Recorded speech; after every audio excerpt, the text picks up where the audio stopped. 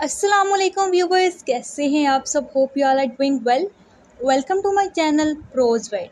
Viewers, आज के इस वीडियो में हम डिस्कस करने जा रहे हैं मैथ्यू अर्नेट के कैसे the study of criticism at the present times. इस वीडियो में हम इस ऐसे की हर इंपॉर्टेंट पॉइंट को डिस्कस करेंगे, जैसे क्रिएटिव लिटरेचर और क्रिटिकल लिटरेचर में difference, misconception about criticism, true function of criticism, creative power versus critical power, importance of ideas, French versus English criticism, condition for creation, qualities of good criticism। जो भी important concept Matthew आर्नर ने अपने इस ऐसे में discuss किए हैं, वही सारे आज ही हम इस वीडियो में डिस्कस करते हैं। So without wasting any time start करते हैं आज की video. The misconception about criticism. बहुत से लोगों को ऐसे लगता है कि जो क्रिएशन है यानी कि क्रिएटिविटी है वो क्रिटिसिज्म से सुपीरियर है। उनको ऐसे लगता है कि क्रिएशन प्राइमरी है और क्रिटिसिज्म सेकेंडरी है, नेगेटिव है या फिर डिस्ट्रक्टिव है। लेकिन आर्नल्ड ये कहती हैं कि क्रिटिसिज्म कंस्ट्रक्टिव होता है। ठीक है, यानी कि सिर्फ क्रिएशन कंस्ट्रक्टिव नहीं है बल्कि क्रिटिसिज्म भी कंस्ट्रक्टिव है। It prepares the ground for creation.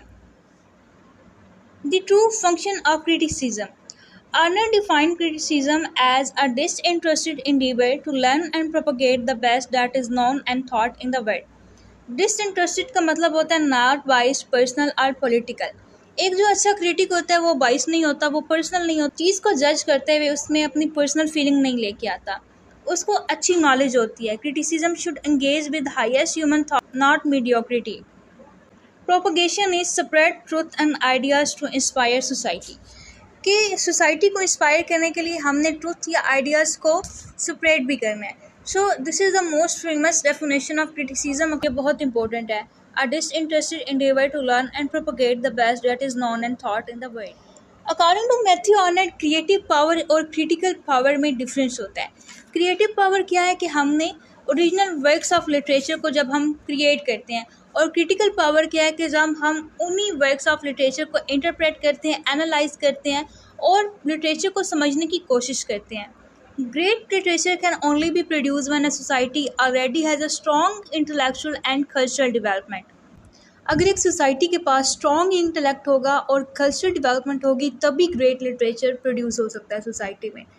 Example, ancient Greece and Renaissance, strong criticism and ideas prepared the way for great creations। तो एंशियंट ग्रीस और रेनेसा के टाइम पीरियड में क्रिटिसिज्म स्ट्रॉन्ग होता था और फिर क्रिएटिविटी भी स्ट्रॉन्ग होती थी। क्रिटिसिज्म के बगैर क्रिएशन जो है वो वीक होती है और डायरेक्शन लेस होती है। तो क्रिएटिविटी डिपेंड करती है क्रिटिसिज्म पे। Next point is the importance of ideas. Literature is not only about style but also ideas. Criticism spreads new ideas and connect literature with philosophy, history and science. Criticism new ideas को spread करता है और literature को philosophy, history और science के साथ connect करता है। A nation with poor criticism cannot produce great creative literature। क्योंकि अब क्रिएटिविटी और क्रिटिसिज्म का रिलेशन है, तो ऐसी नेशन जिसका क्रिटिसिज्म पुअर होगा, जो क्रिटिसिज्म पे फोकस नहीं करेंगे, जो सिर्फ क्रिएशन पे फोकस करेंगे, तो ऐसी नेशन ग्रेट क्रिएटिव लिटरेचर नहीं बना सकती। Next point is French versus English criticism. French criticism और इंग्लिश क्रिटिसिज्म का कंपैरिजन किया गया। मैथ्यू अर्नेट इंटेलेक्चुअल सीरियसनेस की बेस पे फ्रेंच क्रिटिक्स को अच्छा समझते हैं, उनकी तारीफ करते हैं। फ्रेंच क्रिटिसिज्म ऑब्जेक्टिव है, थॉरो है, आइडिया सेंटर्ड है। लेकिन इंग्लिश क्रिटिसिज्म जो है ना वो प्रैक्टिकल है, नैरो है और मोरलाइजिंग है, lacking in philosophical depth. Arnold calls for England to develop a more European spirit of criticism.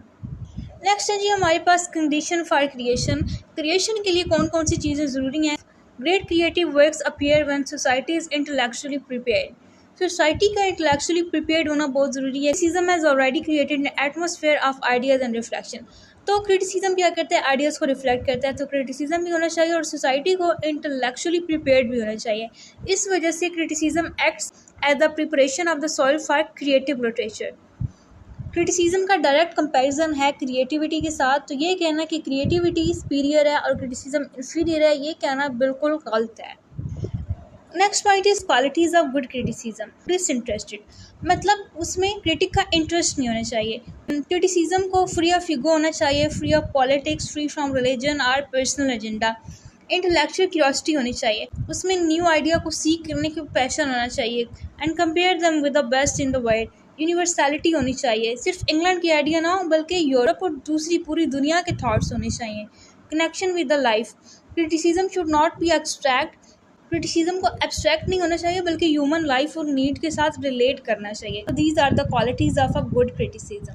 Next point is criticism in England.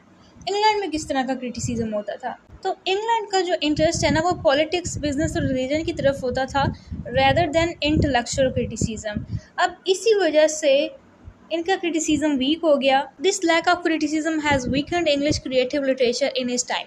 अब क्रिटिसिज्म नहीं है, एक राइटिंग का एनालिसिस नहीं करे, रीडर्स को समझ नहीं आ रही, तो फिर उसमें क्रिएटिविटी भी वीक होगी. जब क्रिटिसिज्म ठीक नहीं है तो उस टाइम पीरियड का जो क्रिएटिव लिटरेचर है वो भी वीक होगा. He urges English critics to adopt a more philosophical and European outlook. So viewers, ये थी हमारी आज की वीडियो. इसमें हमने डिस्कस किया मैथ्यू आर्नल्ड के कैसे the study of criticism in the present time. Basically इस एस्से में क्रिटिसिज्म के बारे में ही बातें थी सारी. क्रिटिसिज्म से रिलेटेड सारे पॉइंट्स हमने डिस्कस किए. क्रिटिसिज्म की डेफिनेशन क्या है, क्रिएटिविटी और क्रिटिसिज्म में क्या डिफरेंस है. इस तरह इंग्लैंड में क्रिएटिविटी डिस्टर्ब हुई क्योंकि क्रिटिसिज्म स्ट्रॉन्ग नहीं था. होप्स आपकी वीडियो समझ आई होगी. वीडियो अच्छी लगी तो वीडियो को लाइक ज़रूर करें. मुझे कमेंट सेक्शन में बताएं कि आपकी वीडियो कैसी लगी. Thanks for watching. मिलते हैं आपसे नेक्स्ट वीडियो में.